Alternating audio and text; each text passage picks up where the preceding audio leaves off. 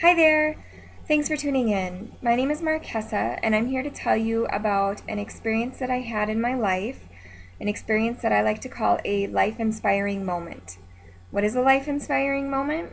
Well, as I define it, it's any moment in your life, for good or bad, that has changed you and inspired you to action. There's lots of different kinds of life inspiring moments, and I'm going to tell you about a particular time in my life that really changed who I am, and that involves my son. This is Ethan, my son, and he is one of the most inspiring people that I have ever had the privilege of getting to know. I think you should know a little bit more about me. So, I married my high school sweetheart when I graduated from high school, and just a year and a half later, we found out that I was carrying twins. We were completely shocked and overjoyed to learn that. We never expected that would even be a possibility for us, and it was a really wonderful time in my life. Time, however, was not something that my babies wanted to wait for. They made a surprise entrance 7.5 weeks early on a very cold spring morning. Ethan Hunter weighed in at 4 pounds 2 ounces, and Delilah Noel weighed in at 3 pounds half an ounce. I felt pretty lucky. It was a really good time in my life. I was married to my high school sweetheart, and I had 2 beautiful little babies. Ethan and Delilah were growing so quickly and reaching all those milestones a new mother looks for. Things were going really fast, or at least it seemed that they were going fast to me.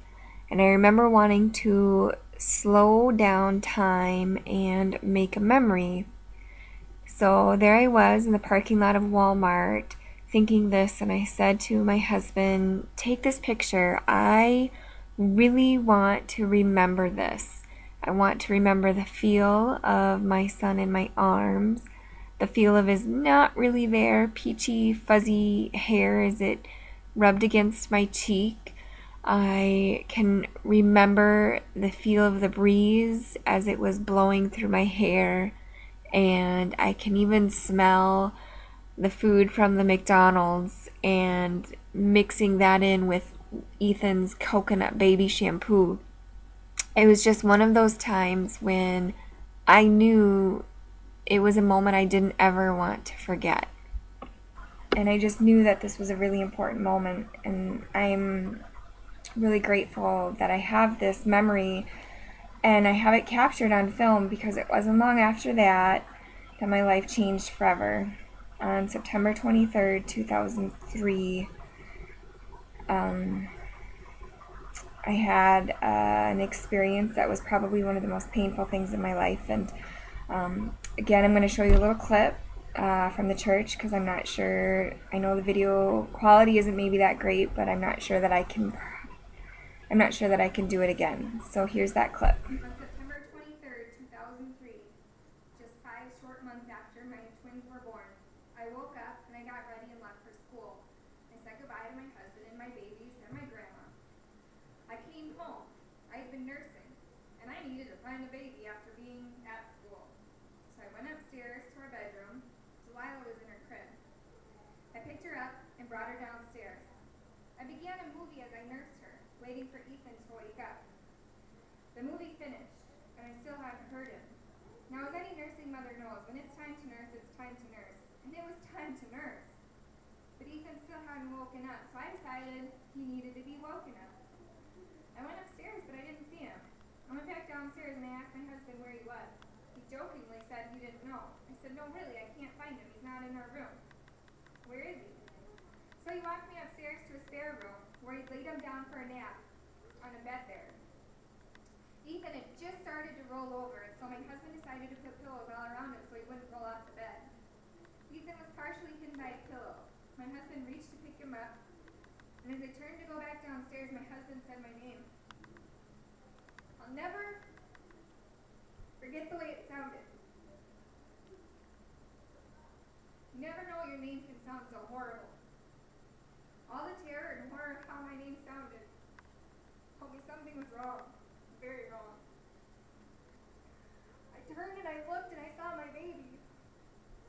good.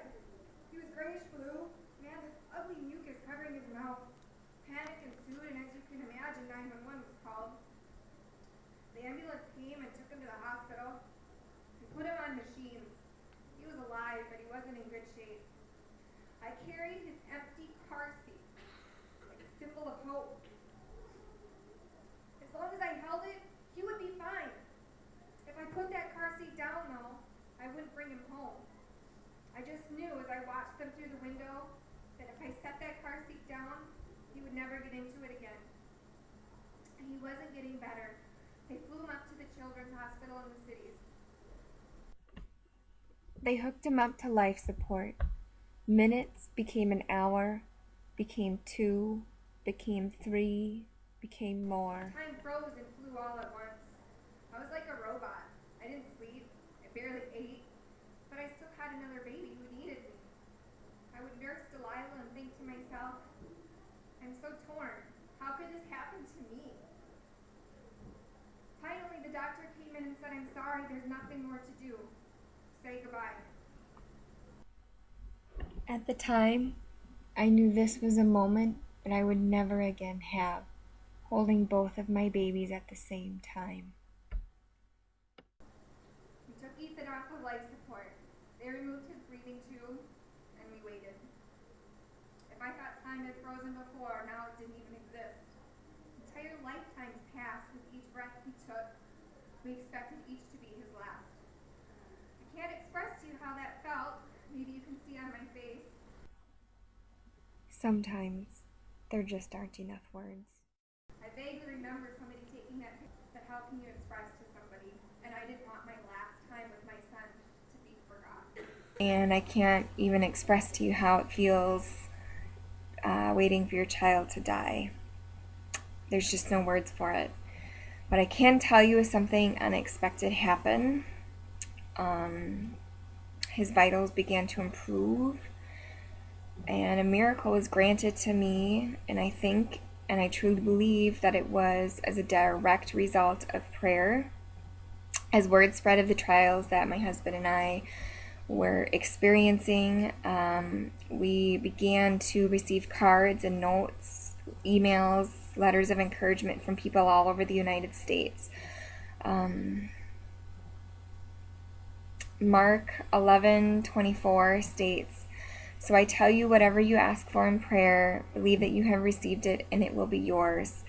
I asked for my son back, and he was given to me, not in the way that maybe he came to me in, but in a way that somehow, for some reason, I needed to experience.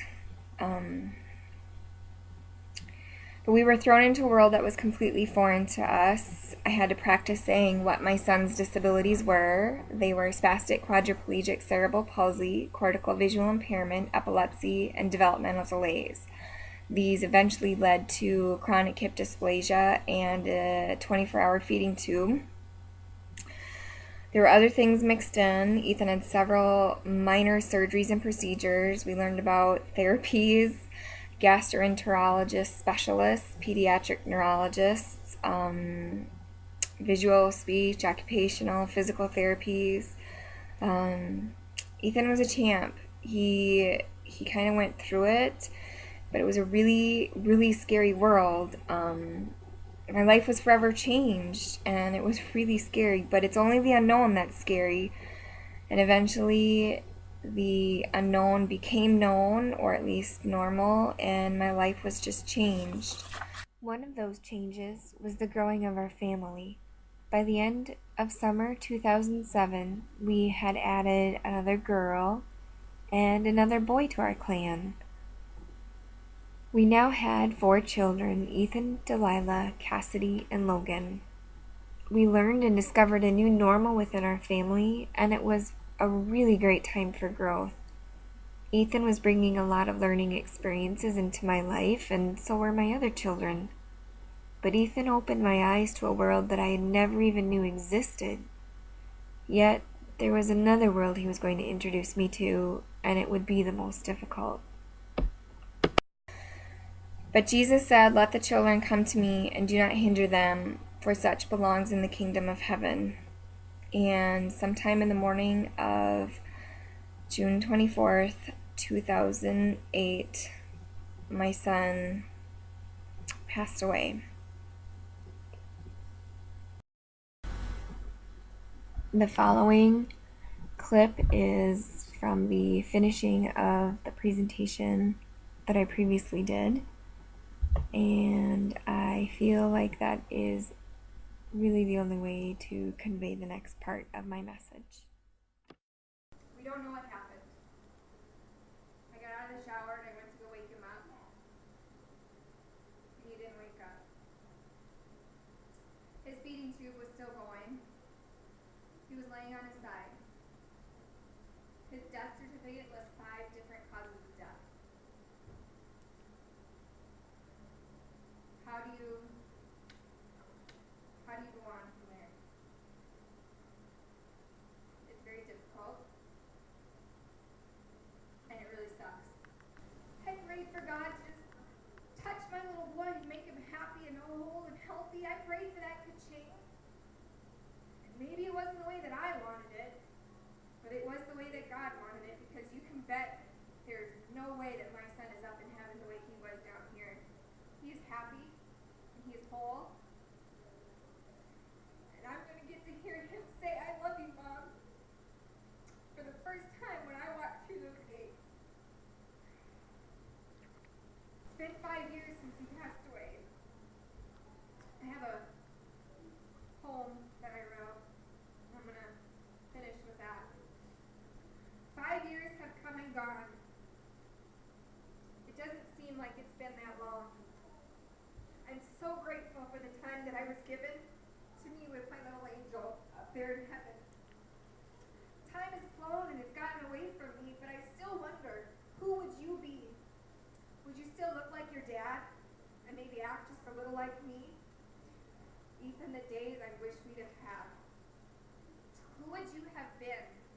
Would fishing make you grin? What would make you tick? What sports would you pick? I still wonder, who would you be? Would you still look like your dad and act just a little like me? Oh, the days I wish we'd have had. Like Delilah, your twin, would you love to read and draw?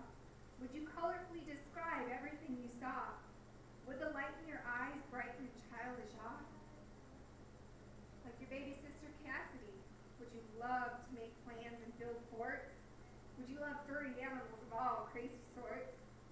Would you be witty and full of sassy retorts? Or like Logan, would you be daring, brave, and bold, searching all day for treasures untold? But at night, would you still look for your blankie to hold? Who would you have been? Would swimming make you grin? What would make you tick? What birthday cakes would you have picked? I still wonder, who would you be? Would you look like your dad and act like me? The days I wish we'd have had. Would you part your hair like your dad till it was just right? Would you ever tie your shoes maybe just a little too tight? Would you know at 10, let me kiss you goodnight? In the spring, would you dream of fancy convertible cars? In the summer, would you put lightning bugs in jars? And crisp fall nights, would you make a wish on a star?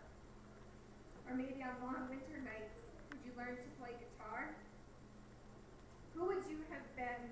What would make you grin? What would make you tick? What would you pick? I still wonder, who would you be? Would you still look like your dad and act a little like me? Oh, the days I wish we would have had.